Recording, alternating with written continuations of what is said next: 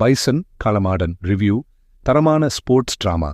மாரி செல்வராஜ் இயக்கத்தில் துருவ் விக்ரம் நடிப்பில் உருவாகியுள்ள பைசன் காளமாடன் கபடியையும் அதனுடன் பின்னிப் பிணைந்திருக்கும் சமூக அரசியலையும் அழுத்தமாக பேசியிருக்கிறது.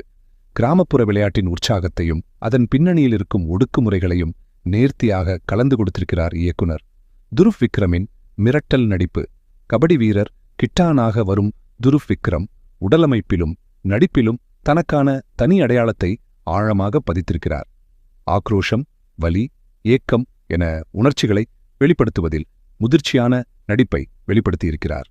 இது அவருக்கு ஒரு கேம் சேஞ்சர் படமாக அமையும் என்பதில் சந்தேகமில்லை. மாரி செல்வராஜின் இயக்கம். பழைய தவறுகளை திருத்திக் கொண்டு ஒரு வலிமையான திரைக்கதையுடன் வந்திருக்கிறார் மாரி செல்வராஜ். விளையாட்டுப் படத்தின் டெம்ப்ளேட்டை தாண்டி அதில் சமூக போராட்டத்தை கலந்திருப்பது அவரது தனிச்சிறப்பு. முதல் பாதி சற்றே நிதானமாக இருந்தாலும் இரண்டாம் பாதியில் கதை வேகமெடுத்து பார்ப்பவர்களை இருக்கை நுனியில் கட்டி போட்டு விடுகிறது. குறிப்பாக கபடி ஆட்டக் காட்சிகள் யதார்த்தமாகவும் உணர்வுபூர்வமாகவும் படமாக்கப்பட்டுள்ளன. மற்ற நடிகர்கள் மற்றும் தொழில்நுட்பம். பசுபதி, லால், அமீர், அனுபாமா பரமேஸ்வரன், ரஜிஷா விஜயன் என துணை நடிகர்கள் அனைவரும் தங்கள் கதாபாத்திரங்களுக்கு கச்சிதமான பங்களிப்பை அளித்துள்ளனர். நிவாஸ் கே.